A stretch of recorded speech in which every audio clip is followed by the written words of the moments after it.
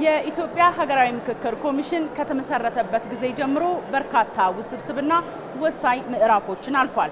አሁን ላይ ወደ ማጠቃለያውና ወደ ዋናው የምክክር ምዕራፍ እየተቃረበም ይገኛል። ይህ ሂደት ለኢትዮጵያ የተሻለ ነገንና ዘላቂ ሰላምን ይዞ እንደሚመጣም ትልቅ ተስፋ ተጥሎበታል። ከተለያዩ የፖለቲካ ፓርቲዎች፣ ከማህበረሰብ መሪዎች፣ ከሃይማኖት አባቶችና ከሲቪክ ማህበራት የተውጣጡ አካላት በሂደቱ ላይ ንቁ ተሳትፎ ማድረጋቸው ደግሞ ምክክሩ ሁሉንም ወገን ያካተተ እንዲሆን አስችሎታል። የምስራች አይዛ እባላለሁ። የመጣሁት ከደቡብ ኢትዮጵያ ክልል ወላይታ ዞን ነው። ወክዬ የመጣሁት ደግሞ አካል ጉዳተኞችን ነው። ኡስታዝ መሐመድ አህመድን እባላለሁኝ። ከአማራ ክልል ነው የመጣሁት። ተወክዬ የመጣሁት ተጽዕኖ ፈጣሪ በሚል ነው የመጣሁት። ስሜ የምስራች ደምሴ እባላለሁ። የመጣሁት ከሐረሪ ክልል ነው። ወክዬ የመጣሁት ማህበረሰብ የመምህራን ማህበርን ነው። ራቢያ ኡስማን እባላለሁ። የመጣሁት ከኦሮሚያ ክልል ሲሆን የወከልኩት ደግሞ ሀደ ሲንቄን ነው። ሊቀ ካህናት ጌታ ሰው በላይ እባላለሁ። ማዕከላዊ ጎንደር ምዕራብ ደንቢያ ወረዳ ሽማግሌ ዳኛ ነኝ። ኮሚሽኑ በተለያዩ ክልሎችና የህብረተሰብ ክፍሎች ዘንድ ሲያካሂድ የነበረውን የአጀንዳ ማሰባሰብ ስራ በስኬት በማጠናቀቅ ሀገራዊ መግባባት ላይ ሊደረስባቸው የሚገቡ አንኳር የልዩነት ነጥቦችንም ለይቷል።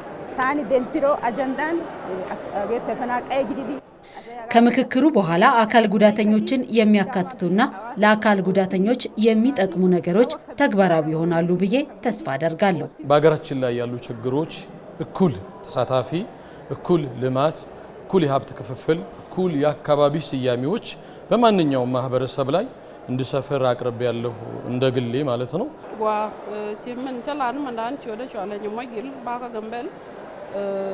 እኛው ሞችኪል እባላለሁ። የመጣሁት ከጋምቤላ ክልል ነው። ሀገራችን ኢትዮጵያ የማያግባባት ጥያቄዎች አሉ።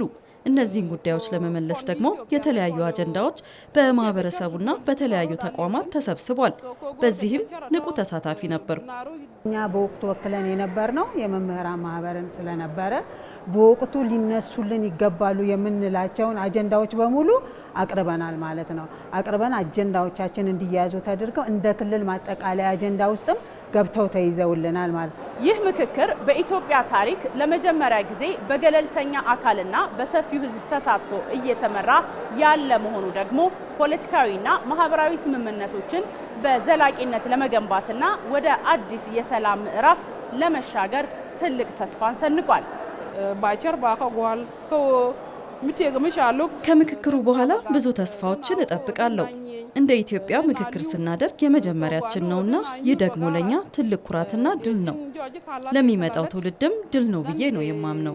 ከምክክሩ በኋላ እኔ እንዲሰፍሩ የምፈልገው ምንድነው ካልሽኝ፣ የመጀመሪያ ሰላም ነው፣ ሁለተኛ ፍትህ።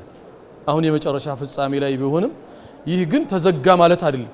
ወደፊትም ይህ ልምድ እየዳበረ ሄዶ ለልጆቻችን እንደዚህ አይነት በጠረጴዛ ዙሪያ እንዲነጋገሩና ኢትዮጵያን በአንድነት እንዲያስቀጥሉ እንድትቀጥል ተስፋ አለኝ። ሰውም ገብቶታል። ጦርነቱ በስቶ እሱ በሱ አለመግባባት እሱ በሱ ስለተጋደለ አሁን እንደዚህ እንደኔ በየሀገሩ ተመርጦ የመጣው ሁላ ጥሩ ግንዛቤ ወስዶ ተድምዳሜ ላይ ያደርሰዋል የሚል ተስፋ አለኝ። አው ሀገራዊ ምክክሩ ይሆናል፣ ይሳካል። ለዚህ ምንም ጥርጣሬ የለኝም። እንስማማለን፣ እንግባባለን ብዬ አስባለሁ። ከፈጣሪ ጋር ጦርነትን አንፈልግም። ትምህርት፣ ሰላምና ልማትን ነው የምንፈልገው። ማልሴቴ ኦሮሞ ነክጀዱ ምክክሩ ውጤታማ ይሆናል ብዬ አስባለሁ። ደግሞም ይሆናል። ከየአካባቢው የመጣው ህብረተሰብ ሁሉ የተለያየ ሐሳብ ይዞ ስለሚመጣ ሐሳቦችን ወስደን አስተካክለን ለሀገራችን የሚበጀውን ነገር አጣርተን በማስቀመጥ ለወደፊቱ በዚሁ መልኩ እንዲቀጥል እንሰራለን። በአሁኑ ወቅት የተሰበሰቡትን አጀንዳዎች ይዞ ወደ መጨረሻው ሀገራዊ የውይይትና የድርድር መድረክ ለመሻገር የመጨረሻው ዝግጅት ላይ ተደርሷል። ይህም ለዘመናት የቆዩ ቅሬታዎችን በውይይት ለመፍታት ታሪካዊ በርን ይከፍታል።